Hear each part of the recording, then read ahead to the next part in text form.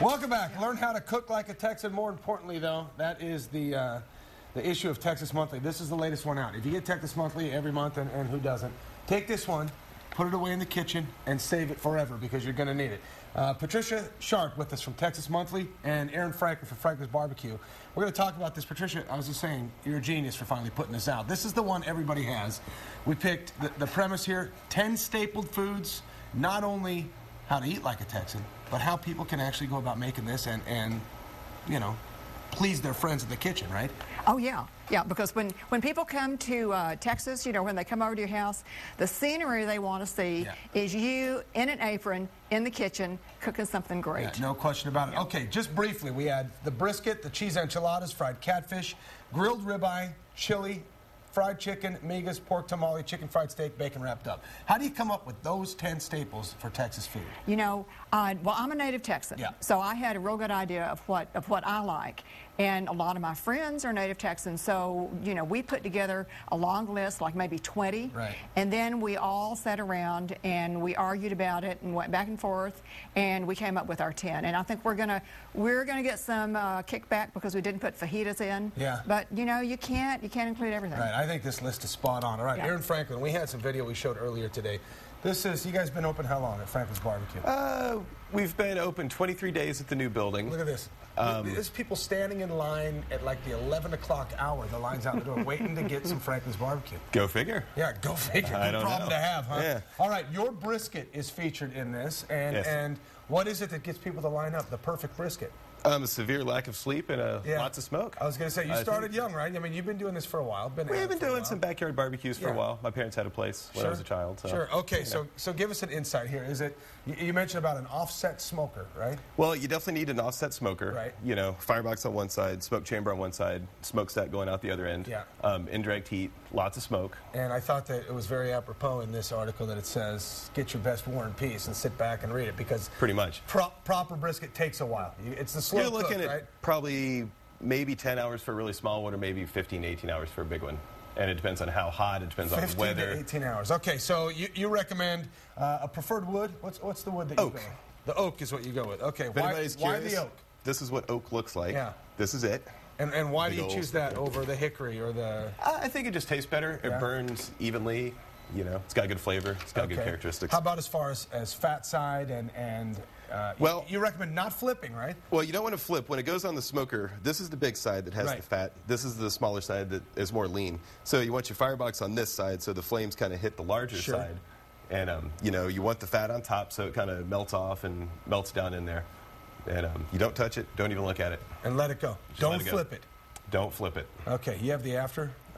Well, okay, so this is that. Explain to us how this goes. Well, how do you prep it? The way this would go, you know, say you get you a knife. You kind of look at it a little bit, and you got about a 1/4 inch of fat, a little bit more than that right here. So say you would just trim a little bit off. You don't want to trim too much, though, right? I mean, you definitely don't want to do too much. You want about a 1/4 inch to a 1/2 inch. So say you kind of go like that. Okay. That's about perfect. And you want marbly in the middle right now. And you kind of cut that off. You know, and that's the bottom of the lean side. That's the fatty part right there. Okay, since Patricia's article here is instructing people how to do this at home and go through the recipe, what do you look for in the good cut of meat? How do you pick the good? Well, you look for good marbling right here. You look for this part, the lean part, to be pretty thick. Okay. And you look for this to be pretty small.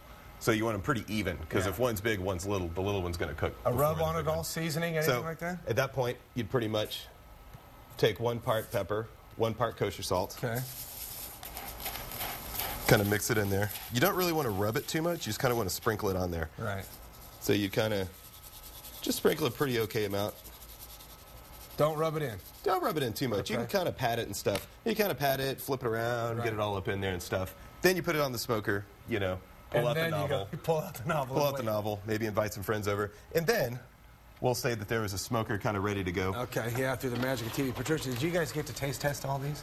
Oh, we did. That was the best part. No, we tested all these recipes. That's the way to go. And this one worked so well. Well, yeah, you can tell from the people standing in line just to get a bite. We'll assume that there's a smoker, and there's smoke, and there's fire.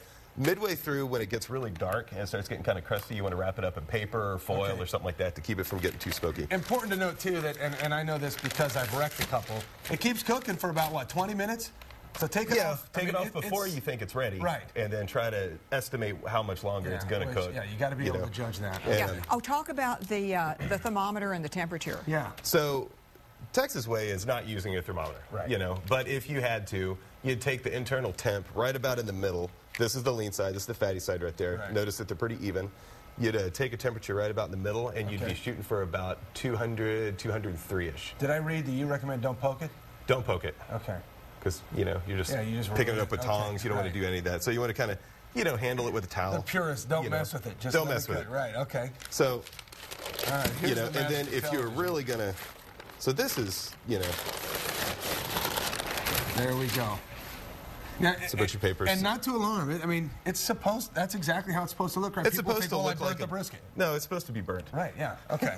But the kind of want it that way. Is how it goes. So when you look at it, if it's done, if it's starting to kind of pull apart where it's tender. So then if you were going to cut it, this is the lean side. It's got the meat grain going that way. You go against the grain. You go against the grain, much like a steak. So that's kind of what you're looking at right there. You're looking for something that's tender. You want about a 1/4 inch worth of slice. It's the biggest mistake people make. Pretty tender. It holds it holds up under its own weight, but it crumbles. The biggest mistake is overcooking, you think? I'd say over smoking. Over smoking it. Yeah, too much smoke. Because you always want a clean fire. You want lots of heat with not a whole lot of smoke. All right. So that's pretty much it. Well done article. I'll tell you what. Thank you. Finally, we've all been waiting for this one. Now we can try it at home. All right, Pitmaster. Yeah. Thanks for being here. Thank you much. Good to see you both. All right, there's your information on Franklin's Barbecue. Get there early at Franklin's Barbecue because the line starts at what, 11 o'clock?